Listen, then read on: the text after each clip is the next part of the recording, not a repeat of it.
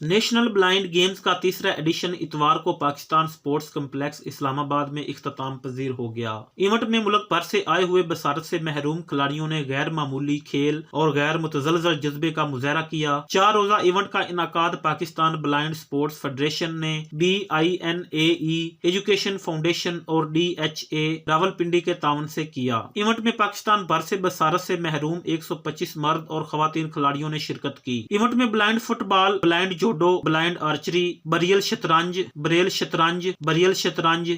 شطرنج ایتھلیٹکس اور blind baseball کے مقابلے ہوئے، جن میں کھلاڑیوں نے شاندار کارکردگی کا مظاہرہ کرتے ہوئے کامیابیاں حاصل کیں اور فاتح کھلاڑیوں میں میڈلز تقسیم کیے گئے۔ نیشنل بلائنڈ گیمز میں پنجاب، بلوچستان، خیبر پختونخوا، سندھ، آزاد جموں و کشمیر اور اسلام آباد سے کھلاڑیوں نے حصہ لیا۔